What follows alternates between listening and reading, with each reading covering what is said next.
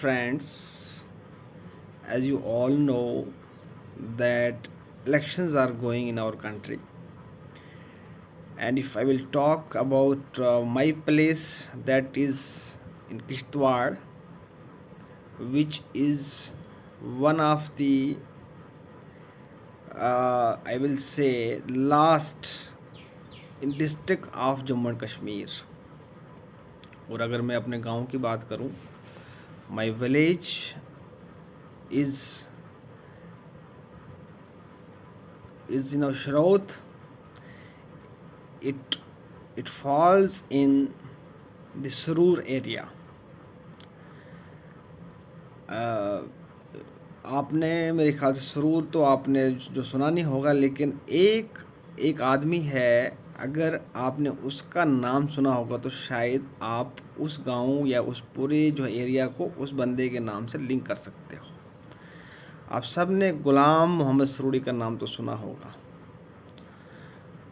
वो हमारे उस एरिया से एक इकलौते लीडर रहे हैं जो अपने कार्यकाल में, इवन कि बीजेपी के दौर में भी वो जीते हैं। वो कांग्रेस के लीडर के होते हुए, वो कांग्रेस पार्टी के थे जब पूरे देश में मोदी की जो लहर जो है, मतलब बहुत ही टॉप लेवल पे थी।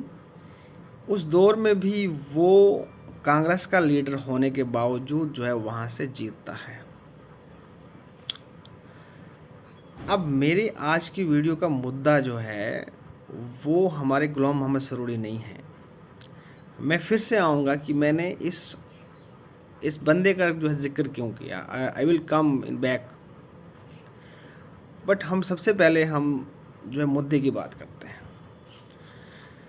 अगर आप इस बार मुझसे पूछोगे कि आपने किसको वोट दिया, तो मैं आपको अपने बारे में एक ऐसा सच बताने जा रहा हूँ, शायद आप सब उसको सुन के हैरान होंगे और आपके बहुत सारे सवाल होंगे मेरे को लेकर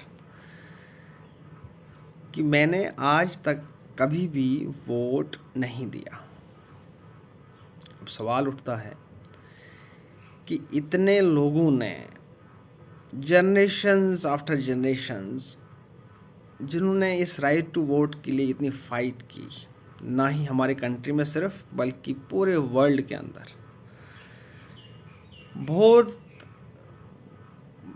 बहुत बड़े संघर्ष के बाद ये राइट टू वोट जो है लोगों को नसीब हुआ।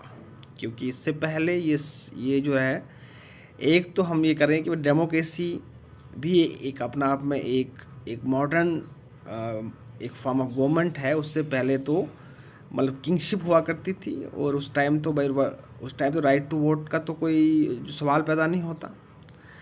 लेकिन इवन जो डेमोक्रेसी के बाद भी ये कोई ऐसा नहीं हुआ कि बस जैसे डेमोक्रेसी आई और वैसे ही सबको राइट टू वोट मिला।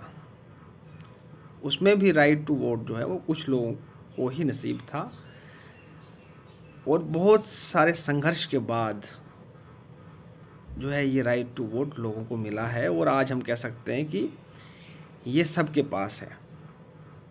अगर हम जो मेजॉरिटी ऑफ द कंट्रीज़ की बात करें, और हमारे इंडिया की तो सबसे ख़ास बात है कि हमारा इंडिया एज ए डेमोक्रेटिक जो कंट्री जब से जो वजूद में आई है, तो तब से ये सबको मिला है, चाहे वो मेल हो, फीमेल हो, या किसी भी कास्ट या क्रीड का हो, या रिलीजन या कम्युनिटी का। तो ये अपने आप में एक बहुत बड़ी एक अचीवमेंट थी हमारी। तो अब सवाल ये है कि मैंने अभी तक राइट टू वोट का यूज़ क्यों नहीं किया। क्या मैं अपने देश का एक जिम्मेवार जो है नागरिक नहीं हूँ? ये आपका पहला सवाल मेरे लिए हो सकता है। बट मैं आपको याद दिलाऊं कि जब हम बात करते हैं राइट की, तो right is not a compulsion. Right to vote, अब ये राइट मेरे पास है, तो मैं इसका यूज़ करूं या ना करूं, ये ये मेरे पास लिबर्टी होनी चाहिए।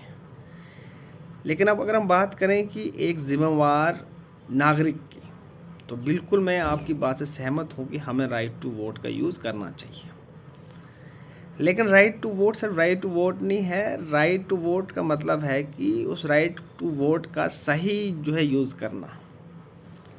अब राइट टू वोट हमें इसलिए नहीं दिया गया है, या हमें इसलिए नहीं चाहिए था, या इसलिए हमने इतने सेक्रीफाइसेस नहीं किए कि हम राइट टू वोट का इस्तेमाल जो है वो देश के हित में ना, बल्कि देश के खिलाफ हम जो सोसाइटी की जो प्रोग्रेस के को छोड़कर, बल्कि जो है सोसाइटी की जो दिन ब दिन जो उसको प्रोग्रेस से दूर रखा जा रहा है, उसके लिए वोट करें। तो अब शायद आप हमसे जो है सहमत होंगे कि मैंने अपना वोट अभी तक क्यों नहीं दिया। मैं जिस गांव से हूँ उसका नाम शिरोत है, और वो सुरूर एरिया में पड़ता है, और सुरूर एरिया जो है वो किश्तवाड़ डिस्ट्रिक्ट में पड़ता है, और किश्तवाड़ डिस्ट्रिक्ट जो है वो जम्मू कश्मीर का एक पसमानदा एक डिस्ट्रिक्ट है। अब आप देखिए, आज हम जब बात करते हैं विकसित भारत की, हम बात करते हैं डिजिटल इंडिया की, जहां आपको कि डेवलपमेंट जो है वो आपको एक गांव या एक शहर तक सीमित नहीं रखनी, बल्कि पूरे जो भी हमारी टेरिटरी है इंडिया की, वहाँ हर कोने तक जो है उसको आपको लेके जाना है। तो मैं ये जो पूरा आइडिया है, आइडिया कि भाई घर घर जो बिजली, पानी, सड़क, तो मैं बिल्कुल इसके साथ हूँ। और मैं जिस भी पार्टी का ये जो मुद्दा होता है, जो भी पार्टी इस मुद्दे पे जो है वोट मांगती है, तो मैं बहुत खुश होता हूँ। लेकिन अब सवाल ये है कि आज हमारे देश को लगभग 75 साल कंप्लीट होने वाले हैं, और अगर आज भी अगर हमारे कुछ एरियाज़ में वही प्रॉब्लम्स हैं जो 1947 में थी, तो ये एक बहुत बड़ा एक सोचने का एक मुद्दा है। इस पे सोच विचार होना चाहिए, ना ही खाली सोच विचार होना चाहिए, बल्कि इस पे एक एक्शन भी होना चाहिए। इस पे स्ट्रेस होना चाहिए। ये आपका एक सिग्निफिकेंट एक पॉइंट होना चाहिए आपके मैनिफेस्टो में। तो मैं वही कह रहा हूँ कि मैंने अभी तक वोट क्यों नहीं दिया।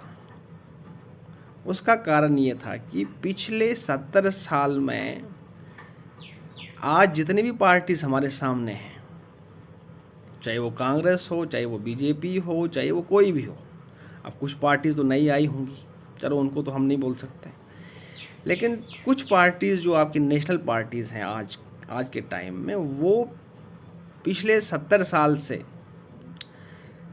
ख़ास तौर से बीजेपी और कांग्रेस की मैं अगर बात करूं,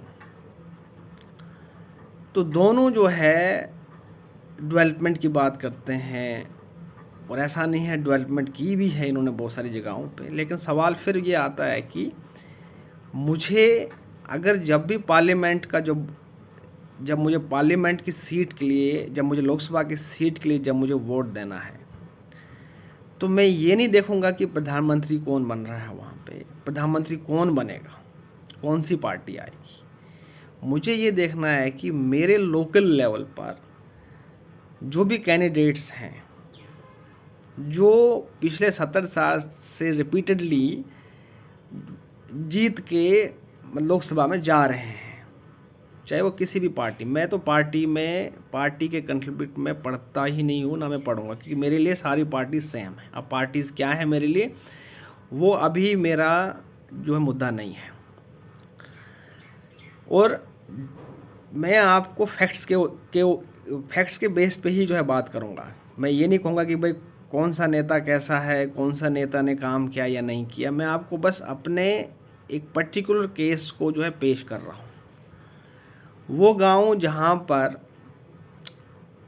टोटल पॉपुलेशन लगभग 2000 की है,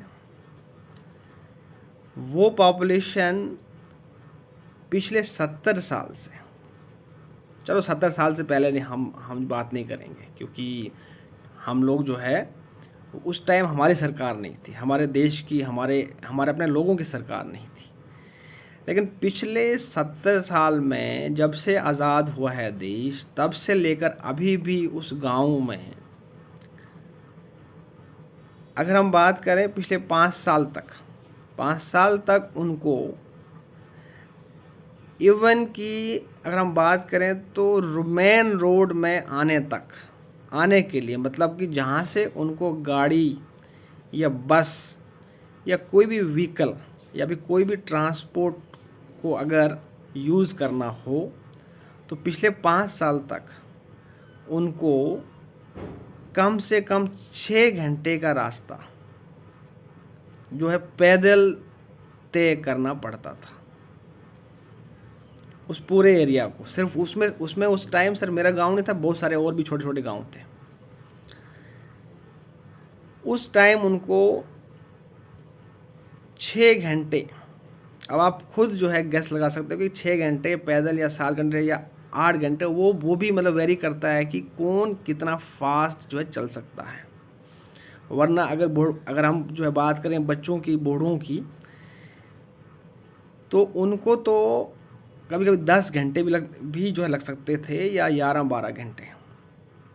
अब ऐसी हालात में जहाँ कोई मेडिकल फैसिलिटी नहीं है, जहाँ कोई बैंकिंग फैसिलिटी नहीं है, आई मीन टू से कि जहाँ कुछ भी बेसिक फैसिलिटी नहीं है, उन लोगों की लाइफ किस तरह से चलती होगी। और आपको पता हो या नहीं, मैं आपको बता के चलूँ कि हमारा जो एरिया है वो विंटर जोन में जो है फॉल करता है, मतलब जहाँ पे 3-4 महीने बर्फ़ पड़ती है, और कभी कभी अगर बर्फ़ ज़्यादा पड़ जाए तो 3-4 महीने के लिए वो एरिया पूरा जो बंद हो जाता है, मतलब उसके बाद हम मूव ऑन नहीं कर सकते। तो आप सोच सकते हैं कि वहाँ की लाइफ कैसी होगी। बहुत सारे लोग जो बेचारे मरीज़ हुआ करते हैं कभी कभी थे, उनका जो है, उनकी मौत जो है रास्ते में ही हो गई है। उसका मैं आपको काउंट नहीं देने वाला यहाँ पे, लेकिन आप सोच सकते हो कि 70 साल में कितने लोग जो है मरीज़ या फिर बीमारी के शिकार हुए होंगे, और वो हेल्थ फैसिलिटी जो शहर में है या जो डिस्ट्रिक्ट में है या जो जहाँ भी है, वहाँ तक पहुँचने तक कितने लोगों ने सफ़र किया होगा। और फिर डेली लाइफ जो है, जो आपकी नीड्स होती हैं, उनके लिए कहाँ से कहाँ तक आना पड़ता होगा। हम सुना करते थे कहानियों में कि जब हमारे दादाजी हमें कहानी सुनाते थे कि भाई हम जो है नमक या चावल लेने 2 दिन हम चल के गए, फिर कोई जो है शहर होता था कहीं पास में या कहीं भी जो दुकान होती थी, तो 2 दिन 3 दिन 4 दिन वो पैदल चल के फिर वहाँ से नमक लाते थे, हल्दी लाते थे, ये जो भी कुछ भी खाने पीने की चीज़ें जो है वहाँ से लेके आते थे। तो आप सोच सकते हो कि एक देश में कुछ लोगों के पास सब कुछ होने के बावजूद, पूरे मेजॉरिटी ऑफ द केसेस में सब कुछ होने के बावजूद, एक गांव या एक पूरा एरिया जिसके लिए वो दादा की कहानी सिर्फ कहानी नहीं थी बल्कि हकीकत थी। तो ऐसे हालात में मुझे आप बताइए कि क्या हम लोगों को कोई राइट टू वोट का कोई फ़ायदा हुआ, या राइट टू वोट यूज़ करने का कोई फ़ायदा हुआ? क्योंकि राइट टू वोट शायद अगर बच्चों को भी होता तो शायद मैं बचपन में, मुझे इतना कॉन्शियसनेस नहीं थी और मैं दे देता। अब जब मैं कॉन्शियस हुआ, मतलब जब मैं वोट देने के लायक बना, तो उस वक़्त तो मेरे अंदर एक लेवल ऑफ कॉन्शियसनेस तो था कि भाई, अगर जब मैंने पूछा, जब मेरा पहला सवाल था जो मेरे से बड़े लोग थे कि भाई आप ये जो आप राइट टू वोट दे रहे, जो आप कर रहे हो, ये क्यों करते हो? तो जब उन्होंने मुझे बताया, तो जब मैंने थोड़ा और उनसे पूछा, तो हालात तो वही हैं हमारे, तो राइट टू वोट देने का फ़ायदा क्या है? तो जब मैं वही कहना चाह रहा हूँ कि मेरा फोकस वही है कि जब मैं होश में आया, जब मैं राइट टू वोट देने के काबिल बना, तो जो मैंने राइट टू वोट देने का जो एक पर्पज़ था कि हमारा नेता यहाँ से चूज़ हम जब करेंगे तो वो पार्लियामेंट में जाके हमारी बात रखेगा और हमारे काम करेगा, तो मैंने सोचा कि मैं तो आज वोट देने के लायक बनाऊँ, लेकिन मेरे से पहले बहुत सारे लोगों ने तो वोट दिए होंगे, तो आज तक हमारे हालात तो वैसी की वैसी हैं। तो फिर ये राइट टू वोट देने का फ़ायदा क्या। अब मैंने कहा था कि मैं फिर से जो है सरूड़ी, जो मैंने नाम लिया था गुलाम मोहम्मद सरूड़ी, मैं मतलब फिर से उसी बंदे को लाता हूँ यहाँ पे। अब वो उस टाइम कांग्रेस के जो नेता थे और वो JNK में बहुत बार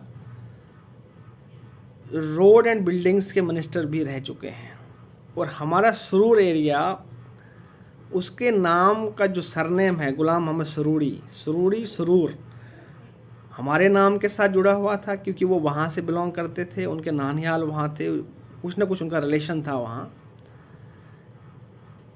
लेकिन मैंने देखा कि उसके कार्यकाल में भी हमारे उस जो प्रॉब्लम थी रोड की वो सॉल्व नहीं हुई। तो आप सोच सकते हो कि जिस एरिया का अपना नेता R&B का मिनिस्टर रहा हो, तो अगर उसके बावजूद भी हमारा रोड